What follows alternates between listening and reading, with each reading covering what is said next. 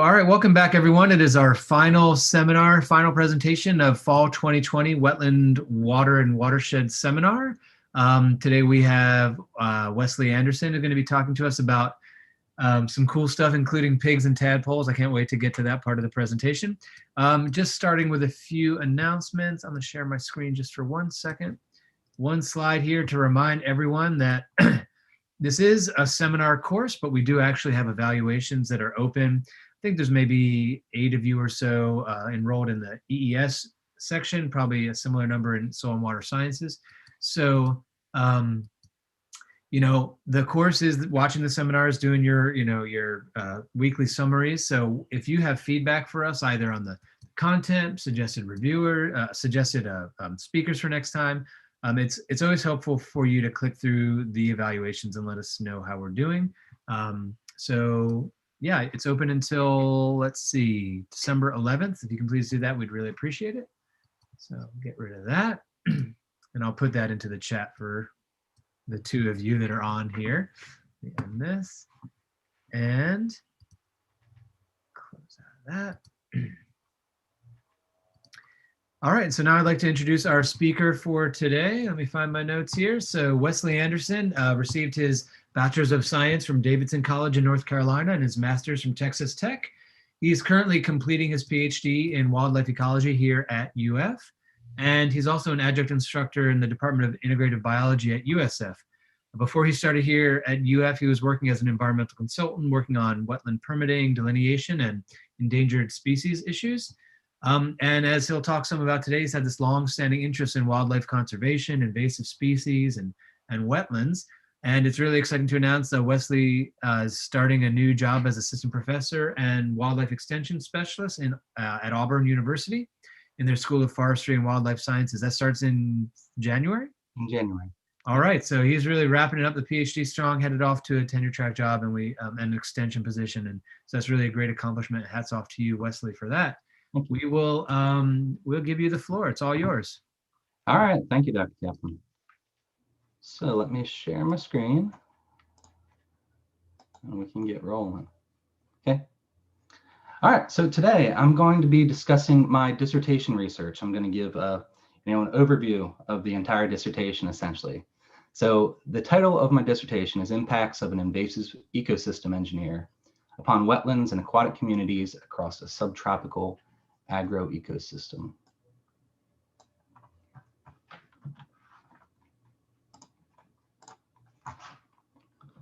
All right, so first going to do a brief introduction, then we're going to get into a wild pig diet, talk about drones.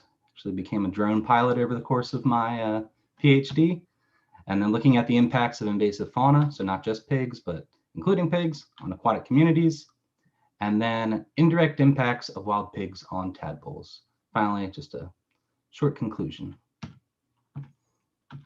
All right, so where does wildlife conservation and management occur? Growing up, I was fascinated with wildlife. I always thought of really exotic areas. I had the opportunity to go to Botswana as an undergraduate. So thinking about, conservation of charismatic megafauna. Other people, when they think of it, they think of our protected areas. So areas like Everglades National Park, which you can see me kayaking through right there. Finally, for other people, it is much more about the management, so managing game species. But regardless of where this wildlife conservation and management is occurring, we need to recognize that 38% of the world's land is under agriculture. The majority of that is rangeland, so 26% of the world's land is rangeland. So some species of livestock, cattle, sheep, goats, is being grazed upon it. In Florida, rangeland actually accounts for a huge part of the state, about a third of the area.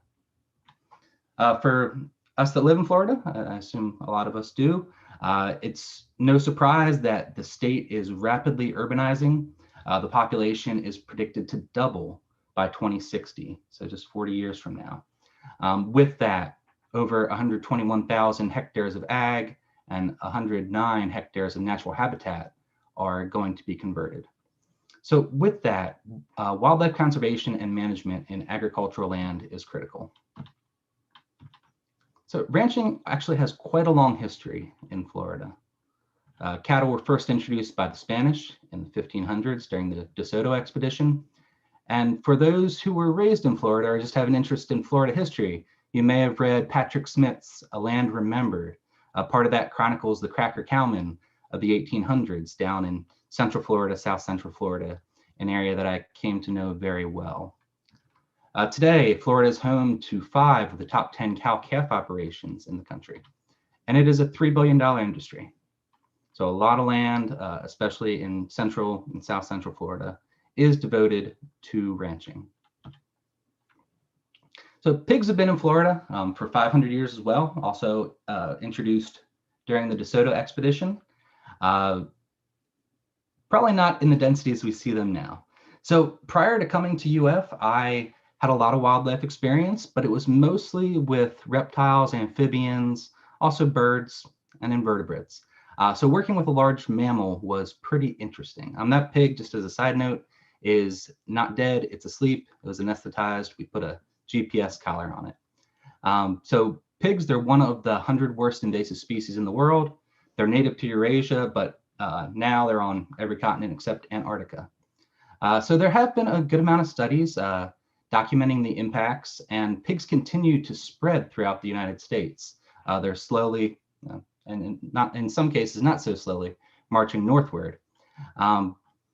So although there has been a lot of research, the impacts to aquatic organisms they haven't been evaluated very well. And I just want to show you, so one of the ways that they cause a lot of damage is through rooting. This is on one of our game cameras at Buck Island Ranch, which I'll talk about in just a little bit. But this is a time lapse of photos stitched together. But you can see how quickly they till up an area. And this is in a hammock, but you could see, if this had been in a wetland, how much damage they'd be causing to the soil, to the vegetation.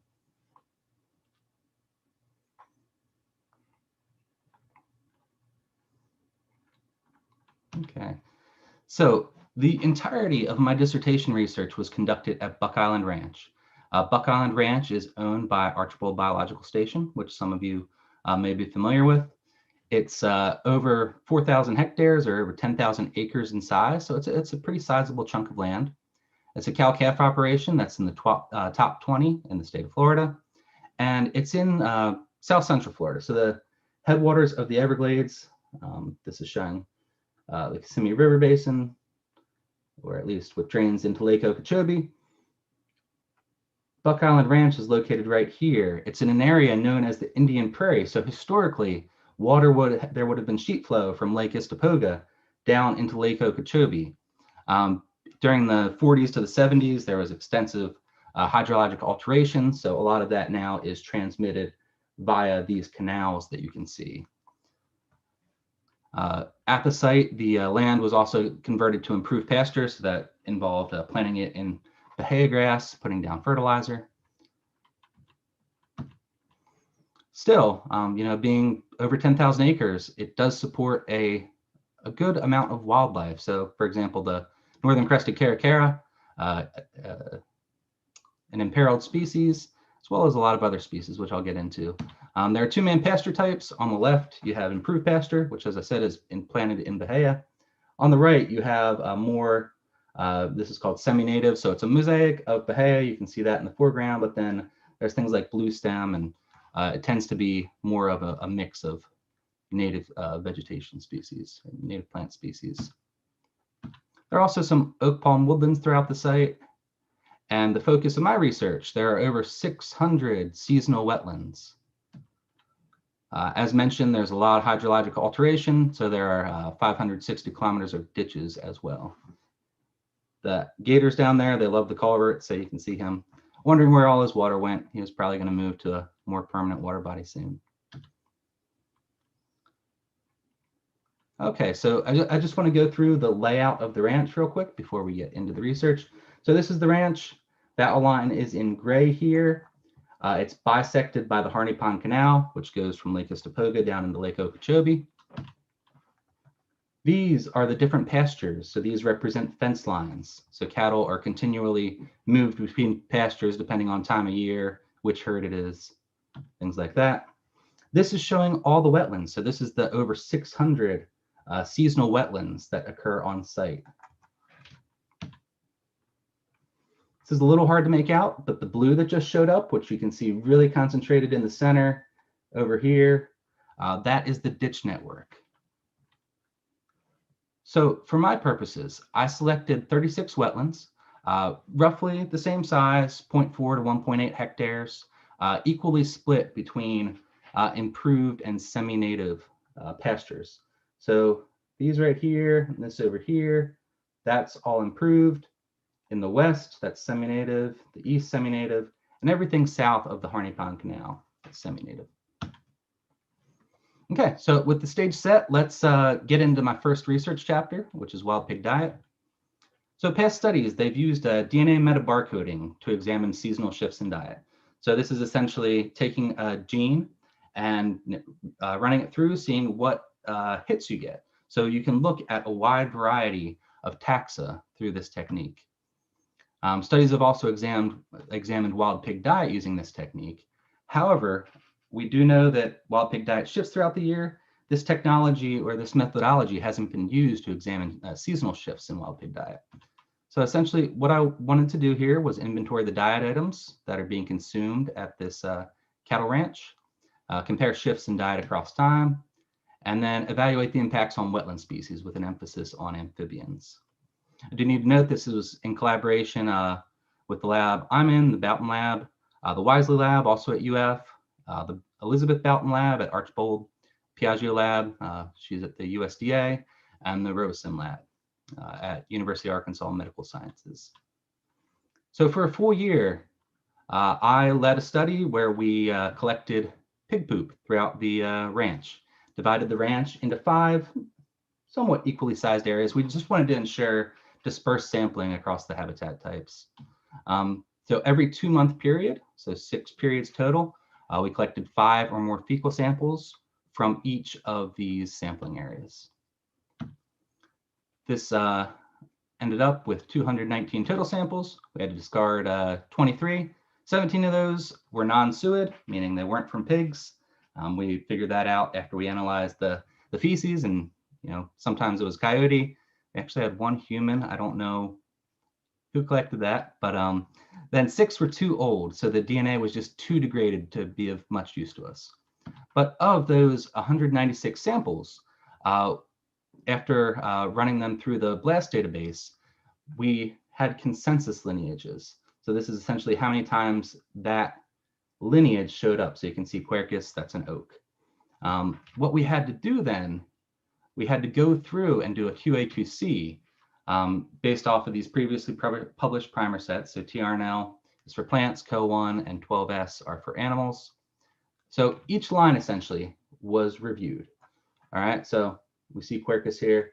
We compared that to the local species inventories and primary literature, just so we could, confirm that that is in fact what we were seeing, because it's only, the results are only going to be as good as what's in the database.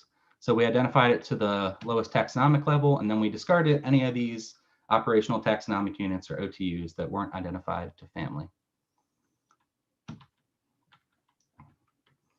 All right, so this is just a quick comparison between the different primers. So the CO1 and 12S. This highlights the importance of using different marker genes. So 7 taxa that we found with CO1 were undetected by 12S. 6 taxa we found with 12S were undetected by CO1. But pretty good list, and I'll just highlight a few things here. So Pseudobranchus xanthus, that is a dwarf siren. We also had sirens, but just a few things that we found in the feces. Florida mud turtle, I will talk about that later in a subsequent chapter. Armadillo.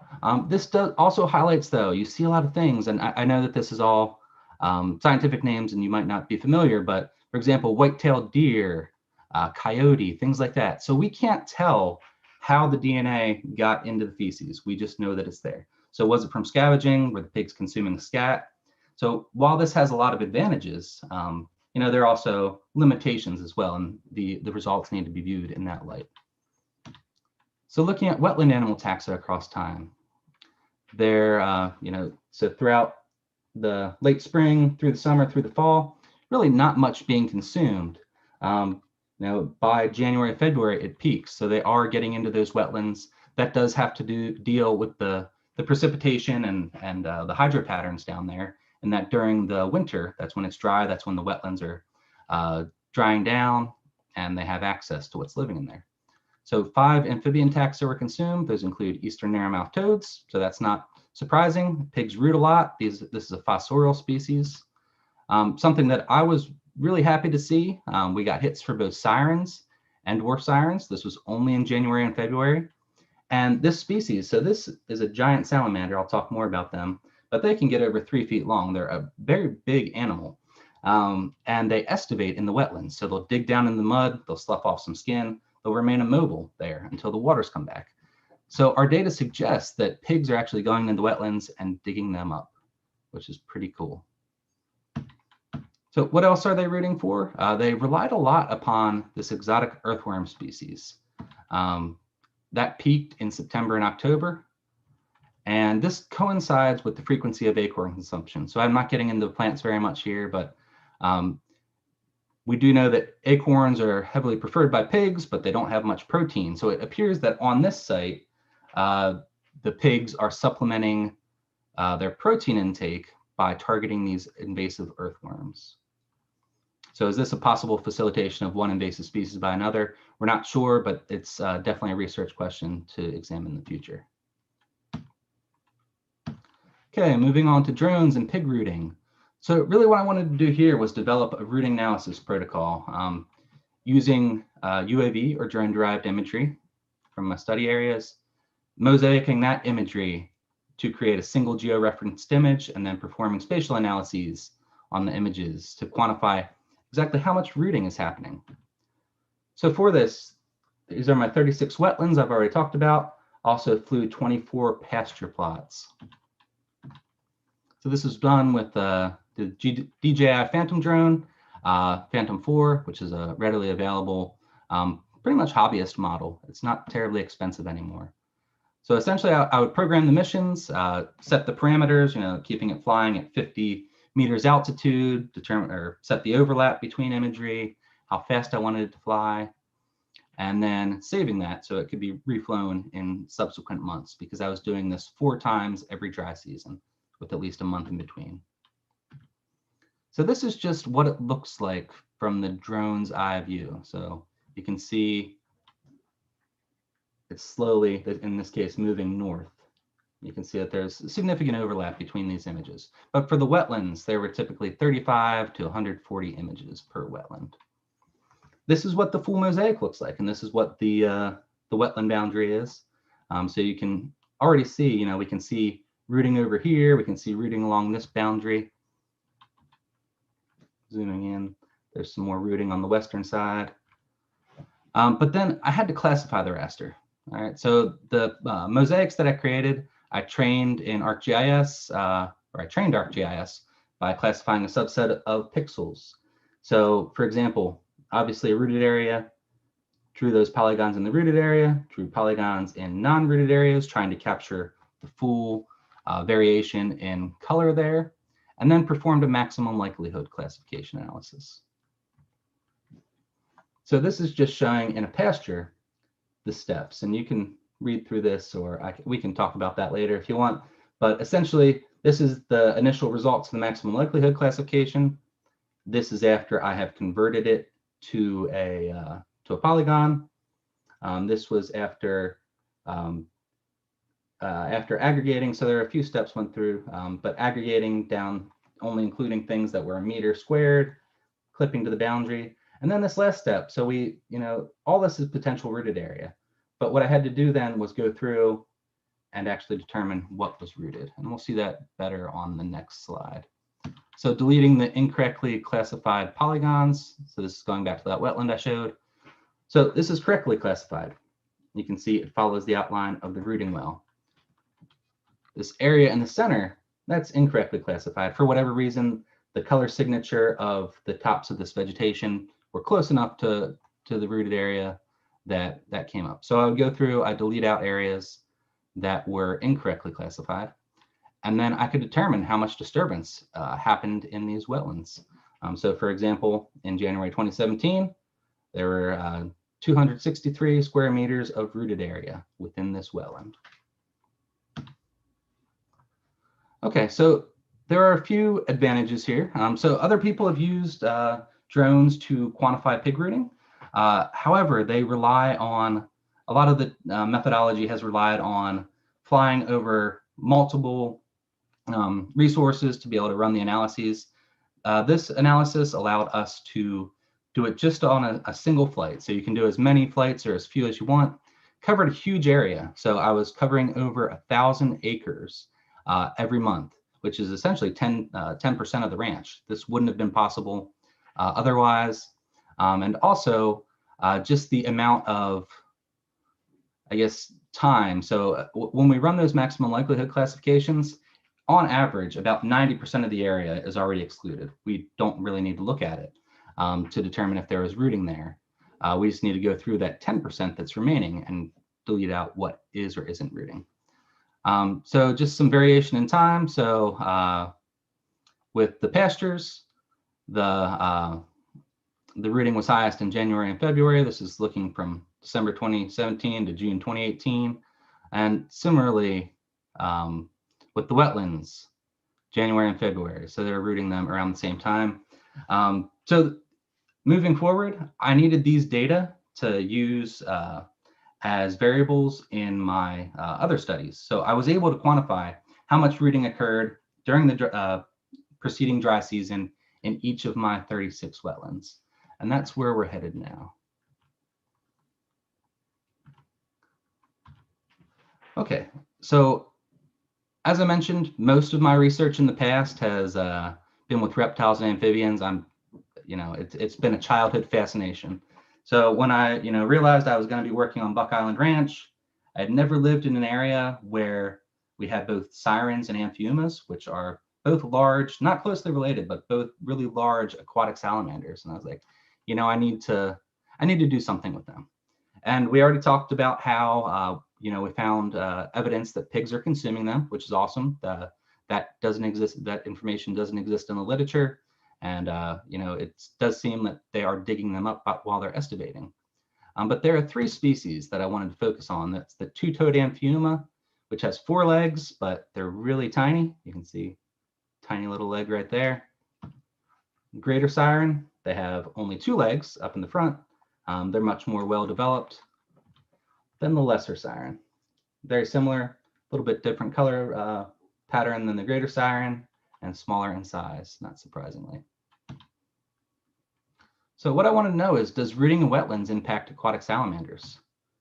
From 2016 to 2018, during the wet season, so from July through November, it really depended on the conditions. Essentially, when there was water in the wetlands, I trapped salamanders using crayfish traps. There are 15 crayfish traps that were placed randomly in each wetland. They were checked once a day for 5 days for a total of 75 trap nights. Any salamanders I captured, I collected and returned to the lab. I marked, measured, and released them at the point of capture the next day. So when I was developing this research, somebody on my committee, they were like, you're probably not going to recapture these salamanders, which my question was partially dependent upon. And sure enough, I didn't recapture a single one. But I did catch 84 greater sirens, 8 lesser sirens, and 16 two-toed amphiumas. I did note some different distributions across the ranch. Amphiumas tended to be in shallow wetlands, in semi-native wetlands. The lesser sirens were only ever found south of the canal. Greater sirens had a wider distribution. But really, a lot of what I wanted to answer, I really couldn't because I wasn't getting the recaptures. Luckily, while I was conducting this research, I recorded all taxa that were captured in these crayfish traps. So I ended up with a really large data set on fish, snakes, turtles, and invertebrates, along with the salamanders. So within these wetlands, I've captured 7 exotic taxa. Those include 6 fish species and 1 snail species. So by far the most common was the African jewelfish, brown hoplo, blue tilapia, walking catfish were also common. black acara, which is another cichlid, sailfin catfish, and then also island apple snails. Apple snails were everywhere. So in total, there were 37 taxa that were trapped, over 15,000 individuals, over 7,000 trap nights. There's a summary. So 6 amphibians, 10 reptiles, and just a few other things. So crayfish were by far the most commonly captured species. Also things like striped mud turtles, another eastern or Florida mud turtle, mud snakes. But I wanted to look at the impacts of both pig rooting and seeing how invaded these wetlands were, the impacts of the invasive fish and snail abundances. So I ran a multivariate community analysis, included some environmental variables like year, what pasture it was in, the wetland area, depth, distance to permanent water, which I have starred here in green. Aside from the Harney Pond Canal, really the only permanent water on site was this pond right here. Otherwise, it was distance to the Harney Pond Canal. So as far as the exotic species or invasive species go, looked at a cumulative rooted wetland area, and then the relative abundances of the most common invasive species. So the apple snails, jewelfish, the 2 species of catfish, and tilapia. So running an NMDS, I wanted to see, how the native species were responding to the variables and also what variables were important. You can see this is really skewed by these 2 data points. 1 wetland, 2 years, skewing the analysis. So that was dropped, which resulted in a much more palatable and easy to digest NMDS plot. So you can see a few things here. There is a pretty good segregation. There's some overlap, but there is some segregation between the communities or the wetlands in improved pastures and the wetlands in semi-native pastures. A few things. So you can see apple snails had a strong association with a few of these taxa. Things like ram's horn snails and beet is water scavenger beetles. So do I think that apple snails were actually impacting their abundances? Not necessarily. So apple snails were almost exclusively found in improved pastures. The same with ram's horn snails and water scavenger beetles. So what this does show is that apple snail abundance is a great indicator of, well, probably how well connected the wetlands were. But there was a difference with year as well. Average trap depth was important. You also see these species or these taxa that are have a negative relationship with apple snail abundance. So lesser sirens, for example. Remember how I said that lesser sirens, they were only ever found in semi-native wetlands, and that does make sense, regarding the apple snail abundance.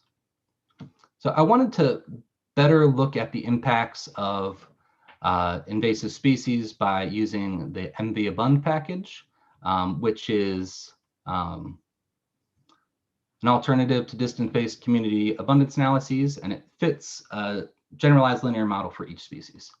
The ANOVA function allows for resampling-based hypotheses, and it takes into correlation between species. So this isn't possible with standard generalized linear model tools. This was developed specifically to look at species responses, but within a community context.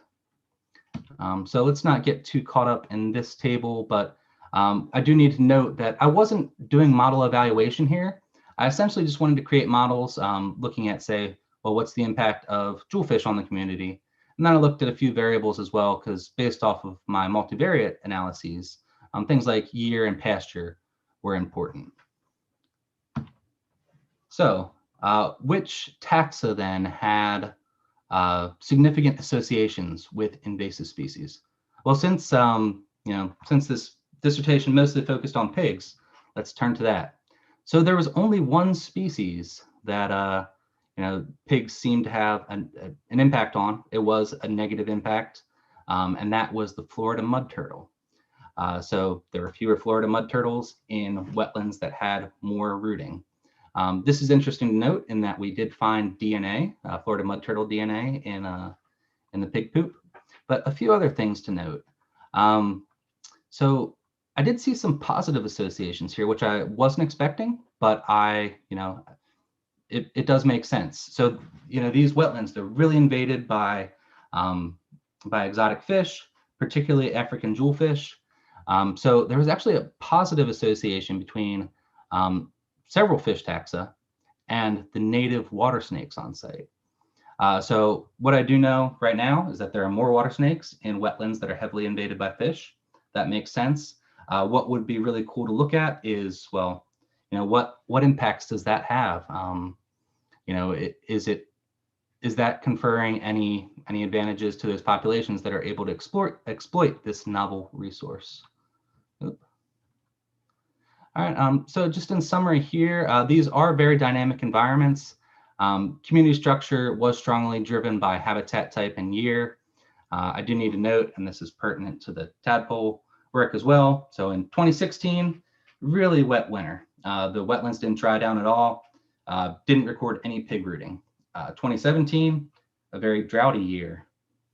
Water didn't really come until August. The wetlands started to fill, and then we got hit by Hurricane Irma, which inundated the whole ranch.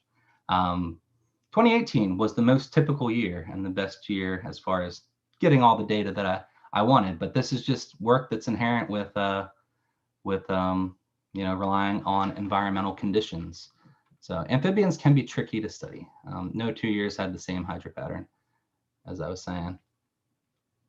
A few things that need to be taken into account. So this is a totally invaded community. The jewelfish, for example, didn't show up until 2008. However, what I'm looking at and what I didn't get into right here is that there are very little impacts on diversity as well. So I looked at some diversity metrics. I really didn't see much as far as the impacts of pig rooting or abundance, things like that. But it does need to be said that these invasive fishes, they are coming from source populations. So in the permanent water bodies. So these wetlands need to be recolonized every year. It might be better to look at some of these more permanent water bodies, see if there are differences in fish abundances and invasive fish abundances there, and go from there, see if we can discern a change at that level. So there was a negative correlation between jewelfish and top minnows. Was this competition or predation? I can't say there. I already talked about the water snakes, and also, those Florida mud turtles. They are a very small species of turtle. They usually only measure 4 to 5 inches in carapace length. And the fact that we did both see a negative correlation between pig rooting, and we found mud turtle DNA in the pig feces, and this is an area that deserves more attention. So I'd really like to know how pigs are impacting these smaller turtles. And they're semi-aquatic turtles, so they're not things that you're going to find out in lakes or ponds or things like that. Okay, finally turning to the indirect impacts of wild pigs on tadpoles. So frogs are super cool, and not just in general, but from an ecological perspective, they're an important prey item. They consume lots of insects. And something that people don't think about a lot is they're really important for energy flow from aquatic to upland habitats. So with their biphasic life cycle, the tadpoles, they're herbivorous, they're converting all that primary productivity into energy, and then in a lot of cases, transporting it to these upland habitats. As many of you know, there have been global amphibian declines, particularly with frogs. And something that hasn't been addressed is, are pigs indirectly affecting frogs? So the pigs aren't necessarily going to be going into the wetlands and eating tadpoles. What they are going to be doing, though, is disturbing the soil, the vegetation, the hydrology of these wetlands. And then in the subsequent wet season, the wetlands are going to fill, they're going to be altered. And I wanted to see how potentially that was impacting tadpole abundance and which species I was seeing. So I dipnoted my 36 wetlands from 2016 to 2018. For each dip, I counted the number of tadpoles. For non-rooted wetlands, there are 25 dips. For rooted wetlands, I did 50 dips, so half in rooted areas, half in non-rooted. I did need to keep this confined to 10 to 40 centimeters in depth, just because because some of these wetlands were waist deep, but one, there was very limited rooting towards the center in most cases. Two, I just didn't feel like I could the survey effort was equal if the water got too deep. Okay, so as I mentioned,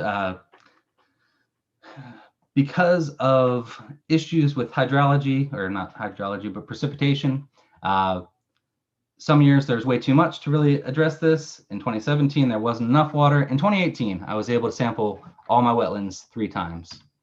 I caught over 1,700 tadpoles in rooted areas. Out of my 36 wetlands, 14 were rooted. There were additional tadpoles from the rooted areas. There were only 254. So you can already see that there's kind of a trend there, but we'll look at that a little bit more. So the most common species, squirrel tree frogs, were by far the most common. And you can see this guy is getting close to metamorphosis. He has pretty well developed back and front limbs, but still a long tail. Southern cricket frogs were the second most common, and eastern narrowmouth toads and green tree frogs. There are some species that were restricted to semi-native pastures. Those include the barking tree frog and the pinewoods tree frog. So this table looks at the 14 wetlands that I documented rooting in. So remember, there were 25 dips in non-rooted areas, 25 dips in rooted areas. This is just looking at percent change between the non-rooted to the rooted. So you can see in all cases, there's either no change, and that was in cases where there were very few individuals. But let's focus on the total number. So in non-rooted areas, in these 14 wetlands, I caught a total of 746 tadpoles. In the rooted areas, I only caught 263. That was a reduction of almost 65%. And that trend holds across the more common species. So squirrel tree frogs, a reduction of 70%. Southern cricket frogs, a reduction of almost 67%. So what I did want to do, though, is incorporate some vegetation data into the analysis. I had 4 1-meter squared quadrats in rooted and non-rooted areas in each wetland. From there, I derived stem count and species richness. I also wanted to incorporate select landscape and trap density estimates, and then construct a global model and dredge this to see which models best explain tadpole abundance. And I did this for both total tadpoles and all species. Also looked at what I'm showing here are the relative importance variables, or the relative importance values for the variables. So let's, I guess, turn to all species first. By far, the most important variable here was stem count, okay? So I was able to show that, in rooted areas, there's a lot lower stem count. Stem count is very important in determining both total species abundance and then the more common species as well. So squirrel tree frogs, that was the most important variable. Stem count was also the most important for cricket frogs. Apple snails, we're getting back to the community analysis here. Apple snails, I don't think, even though they are documented to be amphibian egg predators, I don't think that they're really impacting pinewoods tree frogs. Rather, it's indicative of a improved habitat or improved pasture habitat, whereas the pinewoods tree frogs were only found in semi-native. This graph is showing the correlation between stem count and cricket frog tadpole abundance. So there's a pretty solid relationship here. As stem density increases, tadpole abundance increases. But I do need to say, this chapter, there are some data. I also have water quality data, which I really want to incorporate. And there's a little bit more that needs to be done here. I've got some good ideas as to what's going on, but I need to better address them to fully address the questions that I have. And that will be in a forthcoming manuscript. Okay, so just to wrap up briefly with some conclusions. All right, so with pig diet, they're eating amphibians, which, going into this, we knew that pigs were eating amphibians. What we didn't know, but I suspected, and I was really glad that we could confirm it, is that they are preying upon these large aquatic salamanders. Salamanders that can weigh up to 2 kilograms. And the timing with when we saw their DNA in the feces highly suggests that they're digging them up while they're estivating, which is super cool. With drones and rooting, I developed an efficient method to measure this. And we are going to be, as you might have guessed, I've done a lot more with pigs just based off of that picture with me and the pig that was collared, because in this dissertation, there wasn't any hands-on work with pigs, but we've done a lot of hands-on work with pigs. And we're also really interested to see, because we have pig densities across the ranch, see how that relates to pig rooting, because I did fly these wetlands and these pastures for 3 consecutive dry seasons. Impact of invasive fauna. So it really did seem that habitat and year were what's mostly structuring these communities, whether it was in a semi-native wetland, and then also the precipitation for that year. Did note a few interesting things. So like I said, the number of invasive fish, or the invasive fish abundance, had a significant positive correlation with both of the 2 water snake species that were commonly captured on site. Things like the African jewelfish did appear to have negative impacts on, as I mentioned, the golden top minnow, and also things like giant water bugs. So in both cases, they are probably preying upon them. I do need to mention that, so I was using crayfish traps. The mesh on those was about a 1/2 inch by 1/2 inch. So I wasn't effectively sampling the macroinvertebrate community. I think that if I had done that, there would have been a better chance to see some of these impacts by the invasive fish species.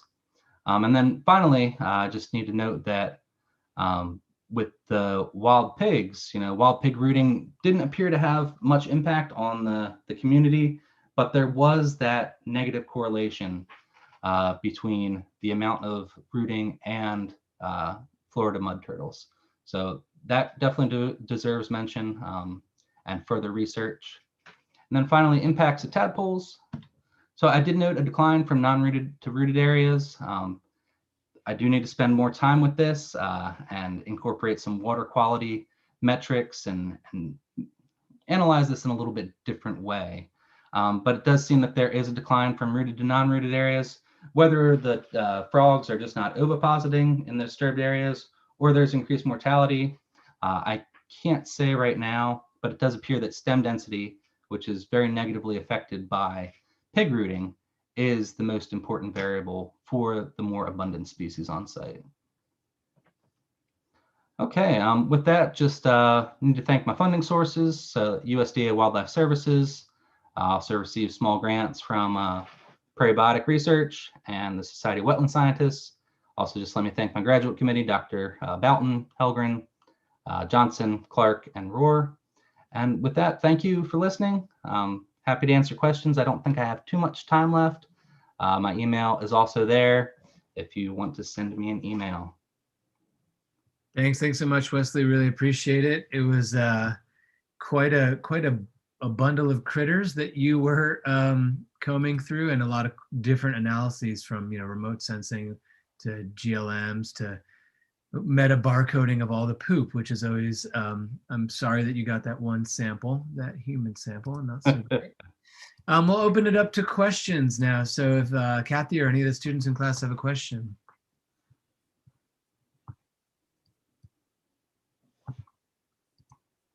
If not, I'll have one to get you started. Sure. So I don't, maybe, of course I'll read the paper, but it sounds like you maybe didn't have as much success as you thought you might with classifying with your remote sensing. You said we found areas that were certainly not rooted, but there are areas that we, you got a lot of false positives, but not false negatives. But you might have had just as much success almost doing it by hand with the drone images. So can you tell us a little bit, what were the big challenges? Did the confusion matrix look really bad? Did you have bad kappa, whatever the coefficients for your validation? Why? Sure. So I guess the goal here wasn't necessarily to develop something that was, we wanted to develop something that was inclusive of all the rooting, but we really didn't care if it over quantified it. And I guess in general, it over classified the rooting on a factor of 4. So 4 times as much rooting was classified.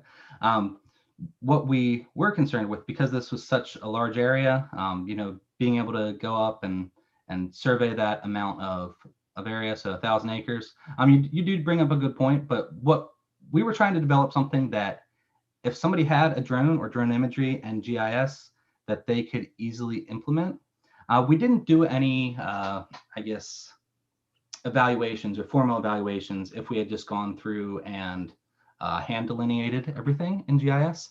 I will say though that the rooting patterns are really complex, and my gut, and that's not a great thing to go on, but my gut says that it would have taken a significantly longer to do it without the MLC. Mhm. But that's certainly some criticisms that I've gotten regarding this. But as a tool that could hopefully be used by land managers and people like that, I think we still did develop a straightforward methodology. Yeah, I mean, I think I'm not a remote sensing specialist. There are a lot of methods for, how you identify, choose training areas, how many classes you allow to exist. And of course, the variance of your training pixels is going to drive the ability to get stuff that looks different from what you expect. So yeah, you're right that if you identify where it's likely occurring, but over predict it, then you can cut it out and later. But of course, that's extra work. So a couple questions coming in. So from Daniele, yeah. So just kind of following up, how did you clean the incorrect rooting areas? Did you just do it by hand or use some algorithm, or that was manual after at that point? Sure. So that was manual. I feel like an image that I had hoped to include escaped me, but let me go back real quick. Sure. Yeah, this so this was just deleted out, areas that were incorrectly classified. And you will notice that these are in 10 meter by 10 meter grids. So any where we had rooting show up, we'll just go to that, just easily select and delete. Yeah. I lost my Zoom window. As far as, so that was manually done, there's no algorithm. To georectify the drone images, we had ground control points. So there were 4 of those around. Those were GPS with the sub-meter GPS. So, the imagery, subsequent imagery across months lined up really, really well. Right. Great. Yeah, we have a question from Mark Hensel from YouTube's congratulating you on your work and asking what variation in hog behavior you observed from both a frequency and activity standpoint, like rooting, wallowing, trampling. How would different hog behaviors affect community structure? Sure. So as far as what, how hog could potentially be impacting these wetlands and wetland-dependent fauna, by far rooting is the most destructive just because it can occur over such a large area. Certainly hog wallows did exist, and they were, generally lumped in with rooting just because, it's still a similar signature, but mostly because it was just such a limited area. So a lot of rooting, and